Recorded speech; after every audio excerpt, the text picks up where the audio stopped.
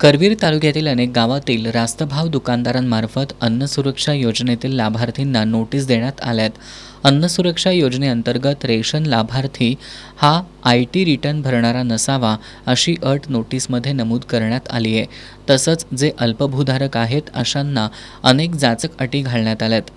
याविरोधात शिवसेना उद्धव बाळासाहेब ठाकरे पक्षाच्या वतीनं करवीरचे नायब तहसीलदार भालचंद्र यादव यांची भेट घेण्यात आली. यावेळी अन्न सुरक्षा योजनेअंतर्गत शासन गोरगरिबांचं रेशन बंद करत असल्याचा आरोप करण्यात आला. महागाईच्या जमान्यात गोरगरिबांना मिळणारं रेशन हे शासनानं बंद करू नये.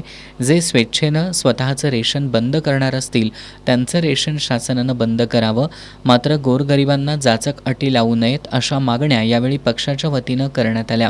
मागण्यांचं निवेदन करवीरचे नायब तहसीलदार भालचंद्र यादव आणि पुरवठा अधिकारी विकास देसाई यांना देण्यात आलं. मागण्यांकडे दुर्लक्ष केल्यास गावागावातील रेशन दुकानदारांच्या दारात नोटिसांची होळी करू असा इशारा पक्षाच्या वतीनं देण्यात आला.